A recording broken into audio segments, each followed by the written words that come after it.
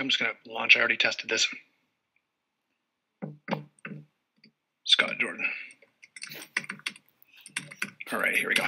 I'm not recording video, so you can pick your nose if you want.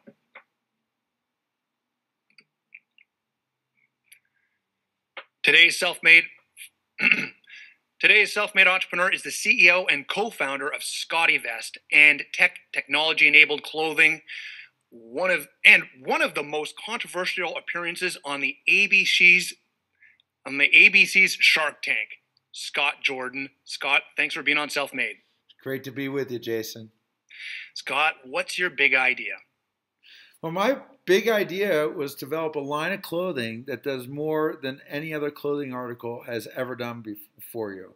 Namely, we put more better pockets and features into clothing and still make it look extremely stylish. So we have a full line of clothing for men and women with over 50 different items, from pants, shirts, jackets, vests, where we started, baseball caps, even underwear, with the premise that you want to carry more stuff with you. You want to have better pockets, not just pockets for the sake of pockets. And you want to have the ability to wire your devices so you can listen to your headphones without having wires dangling all over you. You want to have a pocket for your water bottle, a pocket for your iPad, a clear touch fabric, weight management systems. My bigger, better idea is make better clothing with better pockets. So your jacket has something like 20 pockets in it. Is that right? Yeah, 20 plus, depending on which style, yeah. And how many pockets do the pants have? Depending on which style, but 12 hidden pockets and compartments in the hidden cargo pants. And we create a layered system of pockets so there's no bulge. And when you sit down in pants in a low sports car, you don't lose all your change. All I do is think about, what are you putting in your pocket? How can I keep it secure? And how can I make it easy for you to reach in and grab it quickly and feel your phone vibrate? All I'm doing is thinking about pockets all day long. Question: what if I want bulge in my pants in a specific area? Can you make that happen? I'm sorry, I cannot. So you're not in the enhancement business? No, that's not my big idea or my small idea. It's not my idea. So that's an idea that's still open, listeners. Yeah. Patent that idea. Go for it. Yeah. Let's talk about where you sell SCOTTeVEST and the other tech-enabled clothing. Well, that's the interesting part, because when I started this business 14 years ago, I thought I'd sell through normal channels, catalogs, Hammacher, Schlemmer, Sharper Image, and department stores. And what I discovered was it was a really long sales cycle to get into those stores.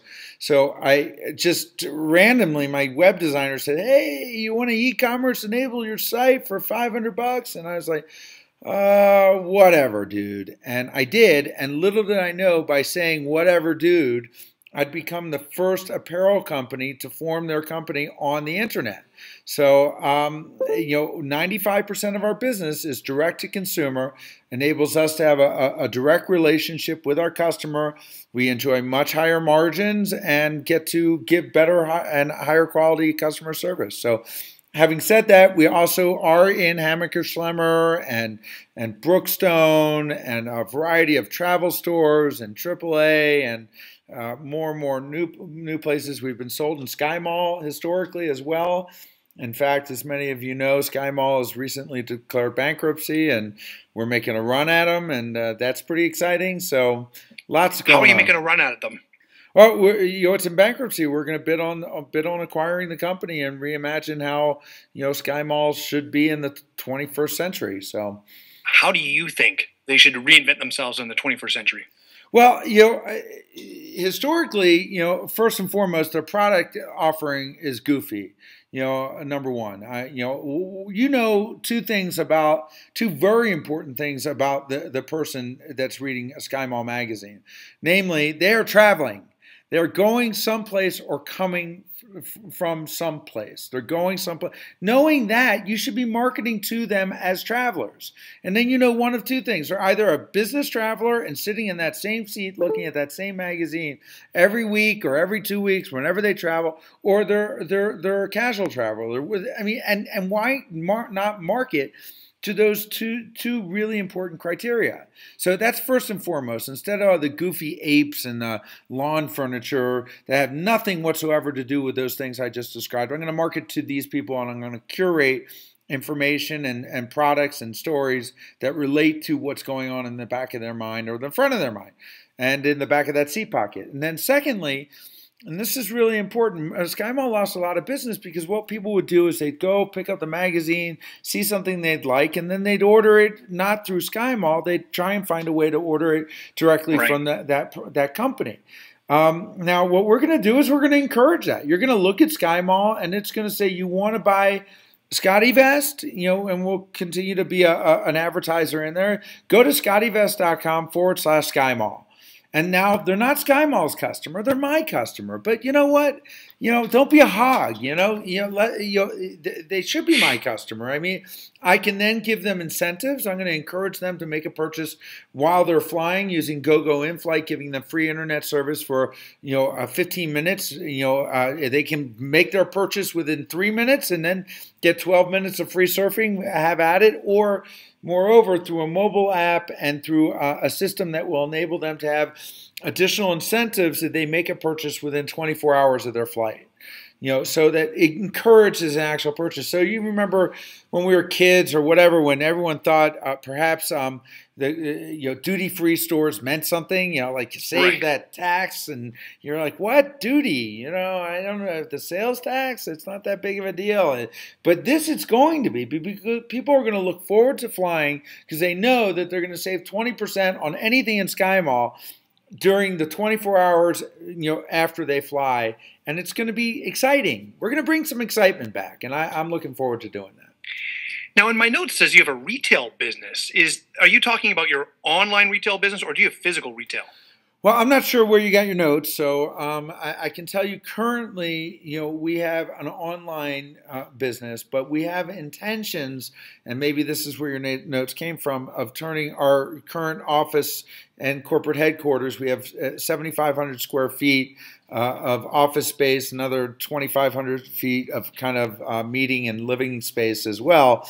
We were going to turn one of the floors into a retail lounge environment. So, but I put that on hold temporarily so I can focus on SkyMall, among other things.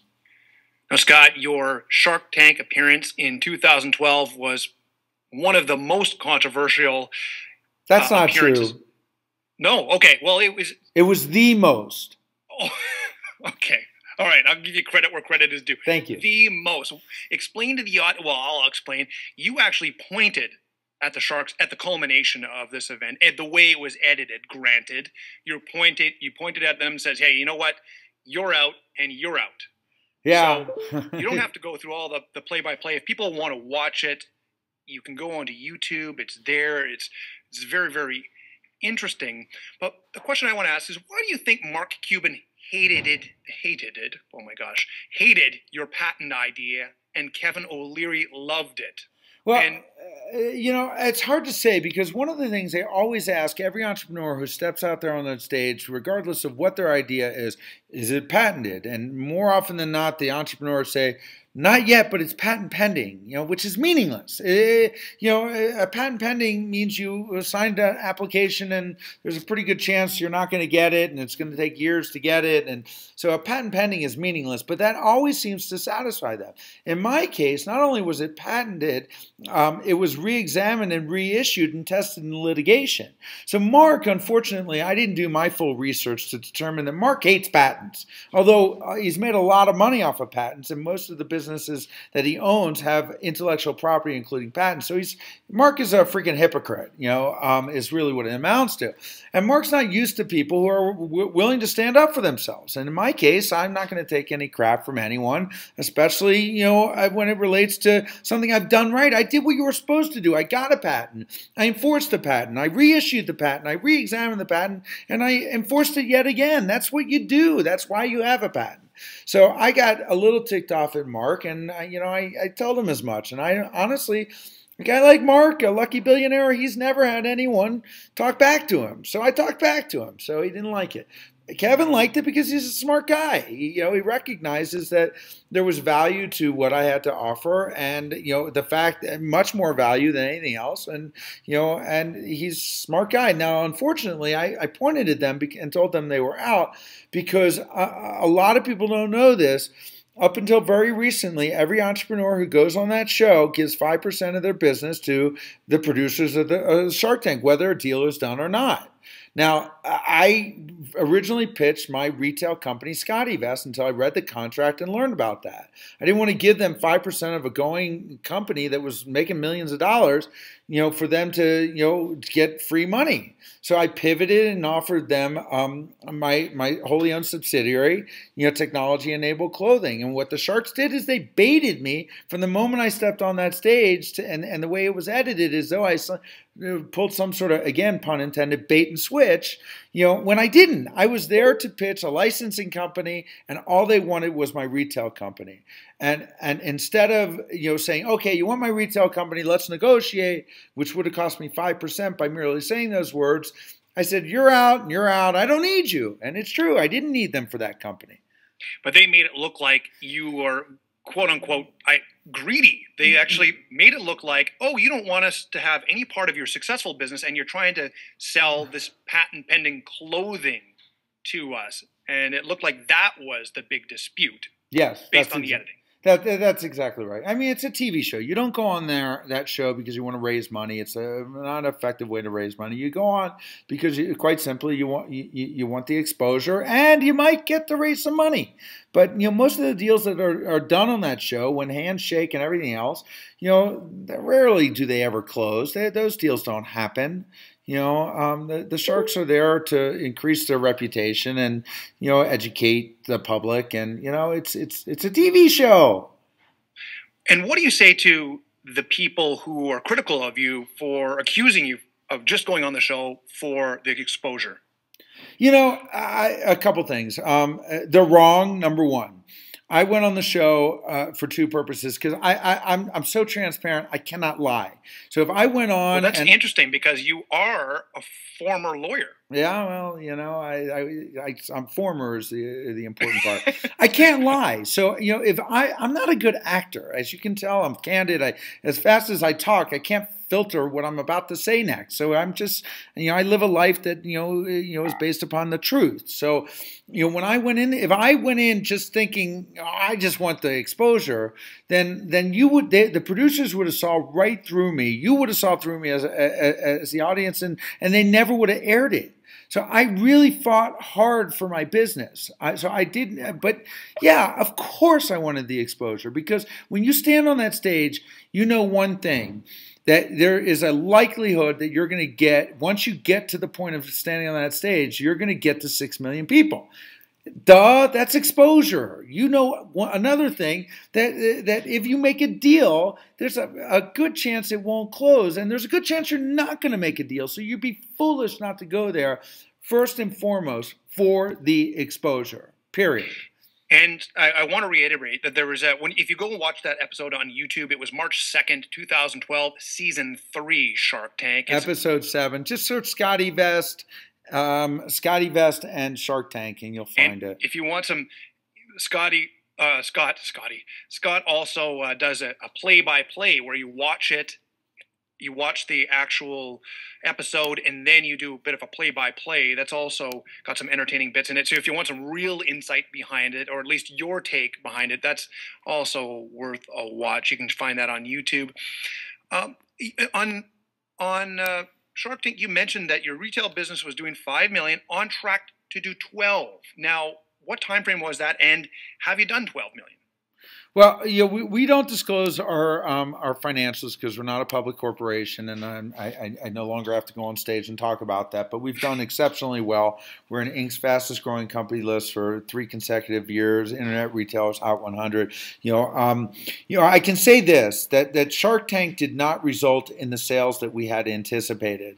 I got the exposure, but because they presented me as a cantankerous adversarial lawyer rather than a guy with a great, clever idea, it did not result in sales, but it did result in notoriety. So we had fully expected that we would sell out of millions of dollars worth of inventory during that episode, and in fact, all the sharks are under the mistaken impression that anyone who appears on that show gets the quote-unquote Shark Tank bump in the effect. That didn't happen. In fact, the Friday night it aired, although we had a tremendous amount of traffic on our website, they're interested in the company and whether a deal was done or not. And they weren't interested in buying. They weren't buying-minded people. Now, on the other hand, one of the things I made certain that I did was take everything out of my pockets and do a full pocket demo and really talk about the features and benefits because I knew that was going to sell. They edited all that out so they can have me, in this very controversial mode pointing at their little beloved sharks and whatnot. So that's what I can tell you. We're doing exceptionally well. Well, the part of the demo that I saw on the Shark Tank was great, and it was well presented, very professional, and I was very, very impressed. And then it turned into quite the event after that. Now, I wanted to get back to this. You were pitching the business is licensing the patent for SCOTTeVEST. So you're going to license the idea to other people. Talk about that.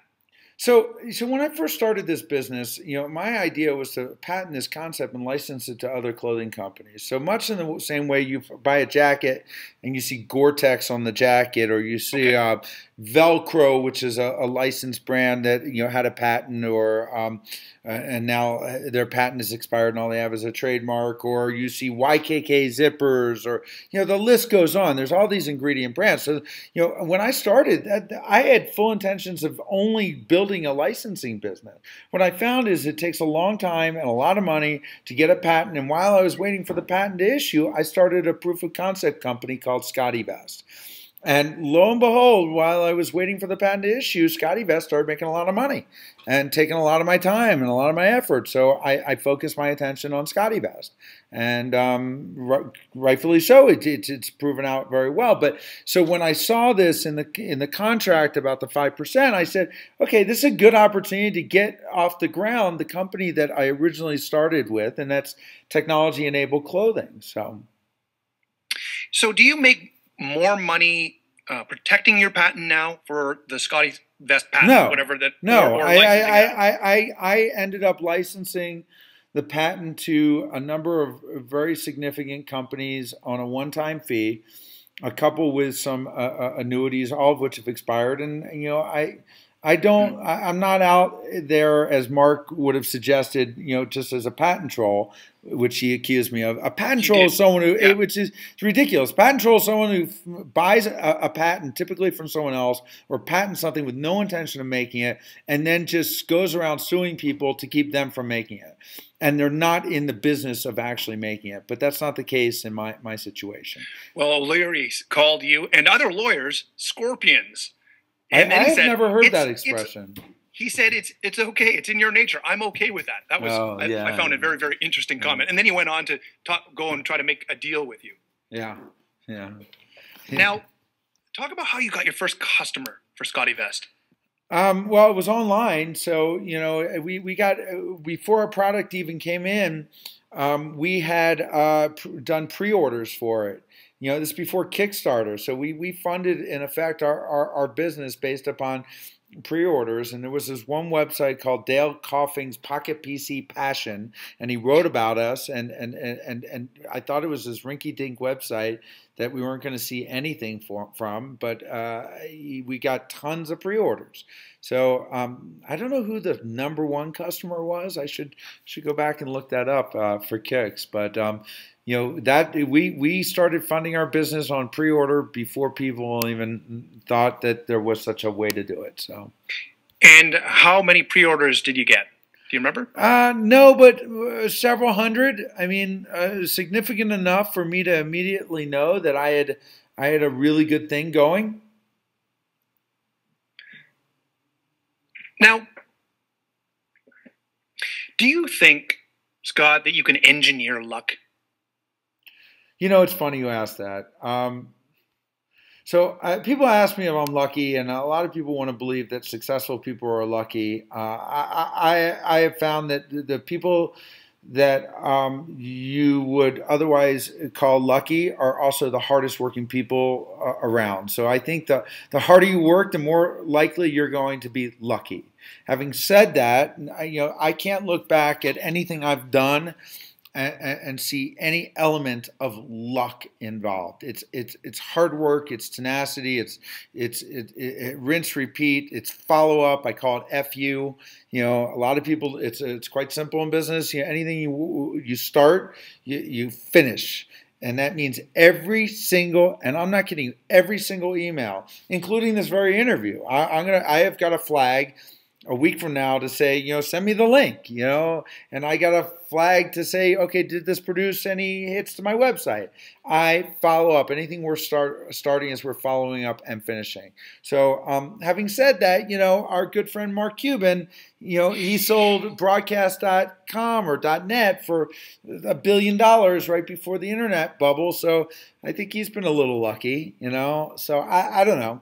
Maybe he made his own luck. I imagine so, but I don't consider myself lucky. And how do you think that if you had to go and start a business tomorrow, or you had a child, what advice would you give them to find a profitable business idea? Okay, this is really important. Most people who try to start businesses, they get hung up on the idea. And they will not do something, myself included, and then unless they think it is purely a unique idea, no one's ever done it, it's protectable, they filed for a patent. That's crap. That's utter crap. Do something that someone else is doing, just do it better, or do it in a geographic region that they're not doing it. And welcome the competition and embrace it and just do it better.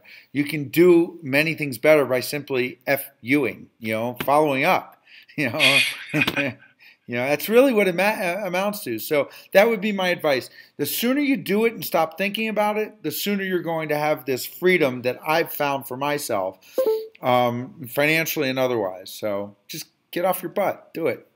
Go a little bit deeper into the FUing concept. I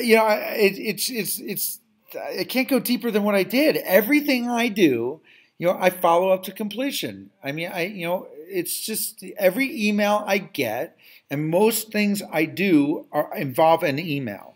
So I flag it, using the tool I use is a software called Active Inbox. It works with Gmail. It's great. There's another tool called Mailbox. It's owned by Dropbox. It's great. You can flag certain dates, and it comes back into my inbox on a certain date. If I haven't heard anything, I follow up until it's done. So it's just, I wish there was something more magical to it, but it's shocking how many people don't do it. But why is it important? Is it because most people don't do it? No. Why is it important? It's important because anything worth starting, whenever you sent that email, whatever idea you had, you thought it was a good idea, so finish it. Why is it important to finish stuff? I mean, it's hard to answer such an obvious question. Most people, in your opinion, don't finish. Not in my opinion. Most people in the world, 95% of people send an email and they don't see it to conclusion. Every constituent part of something, of a larger project that you thought about doing, well, you can make a rational decision that, hey, listen, I've emailed that guy 12 times. He's not going to email me back. I'm done. I followed up until death, of the project, and now it's worth just calling done. But I don't get to that point as quickly as most people. I think the average person sends an email. They hope, they think, they wonder, they hope they're going to come back to them, or they don't have a system to follow up. And guess what? You don't have a system. You're relying on someone else on the recipient end of that email to know that it's as important to them as it is to you. And more often than not, it's not. So you got to give them reasons to know that. So I'll get a flag instead of saying, "Hey, I'm FUing." That's not going to get them to respond. I say, "Hey, man, by the way, we're in Oprah's magazine this month, and and here's another reason you need to do business with me." People like to know they're doing business with someone who's going to get stuff done, and that's what I do. That's a great lesson. I think the two takeaways there were that you don't have to have an original idea. Just improve upon an idea or move the idea to another geographic location and finish. Yes. And that partly means follow up. You've got a new book coming out. Yeah, well, it's out. It's called Pocket Man. It's the unauthorized autobiography of a passionate personal promoter who built a $50 million pocket empire. It's available on Amazon, and it is awesome. It's entertaining. It's a quick read. It's not preachy. You're going to find that you're going to feel like I'm sitting next to you telling you great stories, and you're going to learn while you're reading stories without feeling like you're being preached to. Amazon, Pocket Man, buy it. Will you send me a copy? Of course. If you don't, I'm going to follow up. Well, you know what? I'm going to test you. I'm not going to send you a copy, and I'm going to see if you follow up. I'm serious. Okay. This is a perfect example. There are millions of conversations just like that where someone asks a question and nothing happens. It's just error. But that's crap. Well, you can test me because I will. What's an acceptable amount of time, in your opinion, to follow up?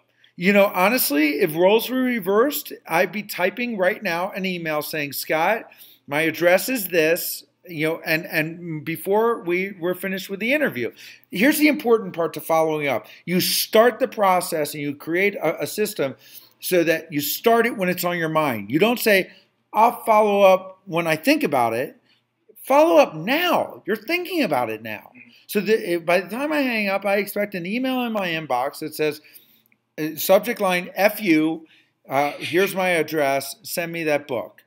And by the way, I'd like a product or two for promoting your business. I will do that. And by the way, I have a canned response, copy and paste, so I have a system in place. So you will test me. Is there any question I should have asked, but I haven't asked you? Yeah, how can you buy my products? Good. Go ahead and talk about that. SCOTTeVEST.com, SCOTTEVEST.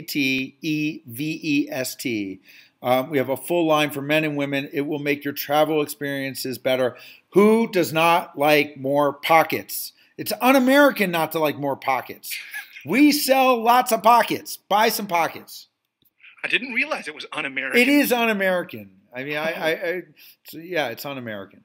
Well, Scott Jordan, apparently an American patriot who believes in pockets. You are the most requested guest for Self-Made, by the way. Wow. Well, what's took you so long to get me on?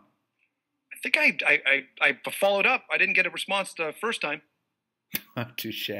All right. Scott Jordan, the CEO and co-founder of SCOTTeVEST and technology-enabled clothing. Scott, thank you for being on Self-Made. I like to be called the Pocket Man, please. Oh, a.k.a. the Pocket Man. Thank you. Bye-bye. Take care. We're out. Thank you very much. You're a very entertaining man. I can hear your Skype or some messaging lighting up there. I sincerely appreciate it. And I was sincere that you got a lot of requests for the show. All right, cool. Who watches your show or listens to your show? Well, I have been... part of my system is to get some of the Shark Tank contestants who've been on there onto the show. I ask people, my listeners, who should I have on the show? A lot of people who watch Shark Tank and Dragon's Den in Canada, and also some people who are just entrepreneurs, and they do what I call listening to entrepreneurial porn. They like to hear other successful entrepreneurs and their different perspectives and takes on the world. So there's some pretty accomplished people throughout Canada, UK, and Australia, and the US, sorry. 50% of the audience in the US. All right, send me a link when it goes live. Is it a podcast or? Absolutely, and you will get all that. I have a system for following up with you when it's published. And is there anything else you want me to include in the bio and the show notes? No, you have enough information, and if it's well received, let's do it again. Great, I absolutely will, and I will re-edit the intro for you, sir. Thanks a lot. Thanks very much. Take care. Bye-bye. Bye.